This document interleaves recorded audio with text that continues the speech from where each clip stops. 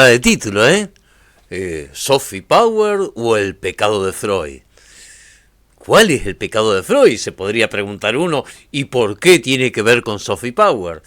Bueno, si hay algo que le podemos reprochar al pobre viejo Freud, porque nos gusta reprochar bastante y somos bastante fastidiosos y reprochones, es el hecho de que nunca nos dio un buen ejemplo de técnica psicoanalítica. Nunca nos mostró cómo operar, básicamente porque la parte de formación para el viejo era una cuestión de praxis, o sea, la forma de intervenir vos la aprendías en el transcurso de una terapia, en ese análisis didáctico que pone como regla. Por cierto, no lo dije, pero bueno, se darán cuenta por el tono. Este es un video muy específico respecto del psicoanálisis, así que por ahí los que no estén en la materia capaz que se me pierden un poquito. De todas maneras, si tienen algún tipo de duda, comentario, si quieren que amplíe algo o que me explique mejor sobre algo, no se hagan problema, hagan los comentarios que yo voy a responder a todos a medida que vayan saliendo, en la medida de mis posibilidades, obviamente, pero voy a contestar a todos. El pecado de Freud, entonces, se podría decir que básicamente es que no nos dio un ejemplo cabal de cómo interviene un psicoanalista. Obviamente, un psicoanalista desarrolla diferentes tipos de herramientas. No hay una herramienta que sea el ejemplo universal de intervenir. No es que hay una sola manera de intervenir. De hecho, la manera de intervenir tiene mucho que ver con la impronta del mismo psicoanalista y con la circunstancia específica de la transferencia que va atravesando la terapia. Es decir, una manera de intervenir nunca puede ser una manera estándar para todo tipo de paciente o para todo tipo de momento transferencial. Hay momentos transferenciales en los cuales una manera de intervenir que fue efectiva en otro momento transferencial deja de serlo. De eso vamos a hablar más adelante, lo vamos a profundizar, porque son cosas que lamentablemente no se trabajan nunca, o prácticamente nunca, y son fundamentales. Si uno no entiende cómo intervenir, muy difícilmente puede desarrollar la práctica. ¿Qué tiene que ver Sophie Powell?, dirán ustedes. Bueno, Sophie Powell nos da un bellísimo ejemplo de intervención psicoanalítica. Un bellísimo ejemplo. ¿Quién es Sophie Powell? Bueno, vamos a decirlo rápido por las dudas que alguno misteriosamente todavía no sepa quién es. Es una chica común y corriente que tiene una ductilidad actoral muy importante, que se dedica a cantar y que se presentó en American Idols, o como me escucharon decir en otro video, Puritan Idols, y se mandó una travesura. Básicamente hizo una travesura en la cual les actúa a los jueces, les actúa el prejuicio, le pone en acto aquellos prejuicios que caen sobre los adolescentes. Entonces, se genera todo un tema porque tratan de llevarla de nuevo al lugar a donde tendría que estar y obviamente no sale. Eso pasa en terapia 1500 millones de veces. Y los que son analistas o los que hayan pasado por terapia seguramente podrán dar cuenta de eso. Vamos al hecho de por qué digo que nos da un ejemplo de intervención psicoanalítica.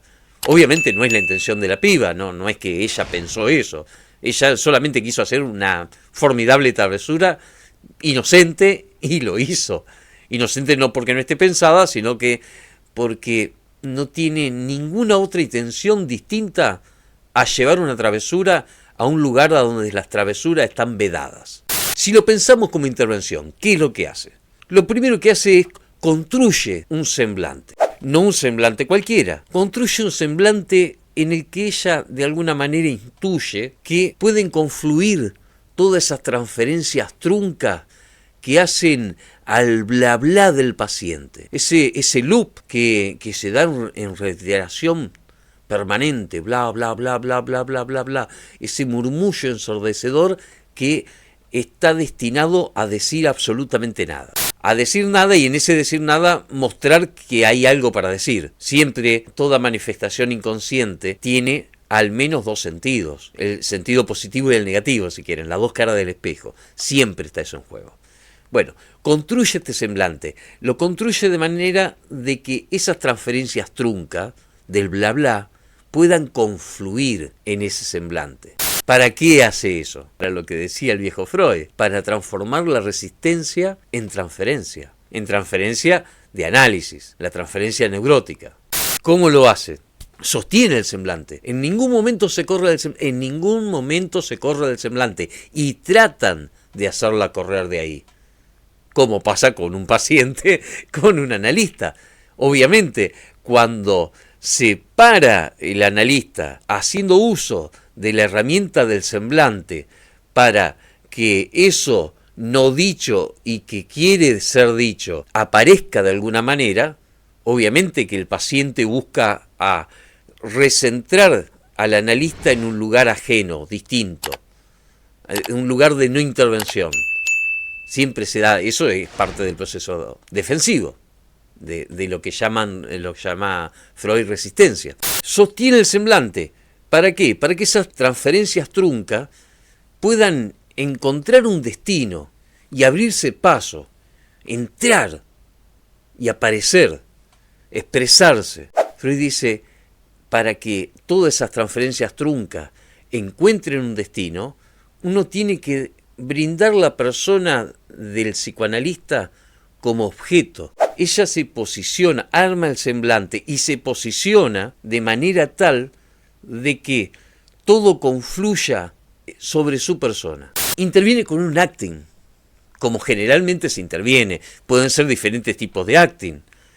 Y refuerza el acting para asegurarse el resultado, interpelando a Lionel Richie.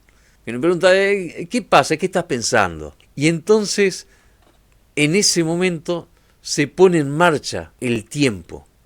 Porque en el bla bla de la reiteración, en ese bla bla de transferencias sin destino, que insisten en entrar y a la vez en aparecer y no aparecer al mismo tiempo, en ese bla bla no hay tiempo, hay eternidad. Por eso el psicoanalista ahí tiene que intervenir, porque en ese rum rum se pierde todo, se pierde el paciente también, se desvanece en el rum rum, es como que desaparece. Y la terapia en ese rum rum no funciona. La terapia funciona cuando algo de ese rum rum, de ese bla bla, trastabilla y aparece un ble, aparece algo distinto. Ahí arranca el tiempo, ahí comienza. ¿Cómo será que la intervención es válida y que funciona, que uno de los jueces termina haciendo una confesión enmascarándola en una observación ingeniosa, pero si uno escucha el tono, porque siempre cuando uno es psicoanalista lo importante es escuchar el tono de las palabras. Si uno no escucha el tono afectivo que viene en la palabra no tiene ningún sentido. No se sabe de qué se habla. Es el tono lo que te da, como si habláramos de música, el tempo. El tempo te da la arquitectura de la figura. Si no tenés el tempo, la figura no significa nada. Bien, eso es lo que hace esta intervención válida, porque uno de los jueces termina diciendo, mi mujer va a poner esto en loop permanentemente todas las tardes. Termina haciendo esa confesión, largando, pudiendo expresar, pudiendo poner en palabras eso que le pasa, que obviamente que le pasa, porque si uno escucha el tono es una realidad, que no por nada lo dice en las tardes, no en cualquier momento. O sea, antes de encontrarse en la cama, ahí se lo va a poner. Lo que está diciendo es, mi mujer está tan aburrida como esta muchacha se expresa. Estamos viviendo la misma monotonía, en esa misma inercia. Por eso incluso hay toda una angustia que se pone en juego, más allá de los silencios incómodos, porque supuestamente eso se da porque la chica putea. En realidad no es porque la chica putea, porque lo manda a cerrar el orto a diferentes elementos de la cultura, como las Karens, pero también se mete con los dinosaurios, por ejemplo. Es como decir, hace un listado como haría un niño, un listado X, un listado donde puede entrar estrictamente cualquier cosa, porque lo importante no es lo que entra en el listado, sino el listado en sí. El hecho de enlistar cosas como un niño, porque es una travesura lo que hace. No es otra cosa que una travesura. No hay un intento de crítica, no, es simplemente llevar una travesura a un lugar donde la travesura está prohibida. Y eso es lo que repercute en uno de los jueces, el hecho de la imposibilidad de la travesura. Por eso la mujer le va a poner la canción en loop. O sea, lo está diciendo y no lo escucha.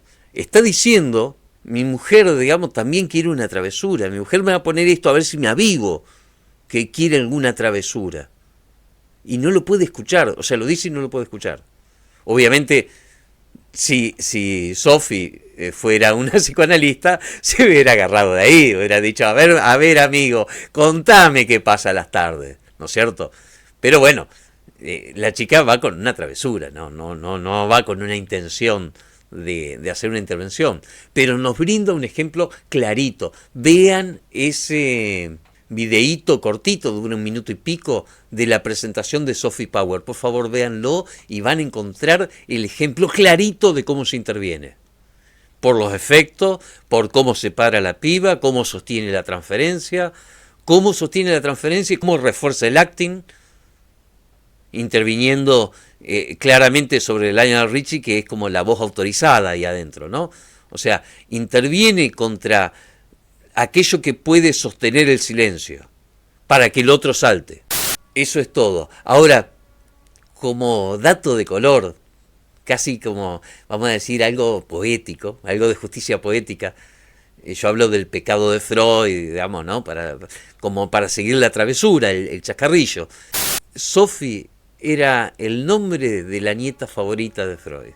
¿Quién sabe si Freud no nos mandó a Sophie para poder limpiar ese pecado que dejó en su obra para con todos nosotros?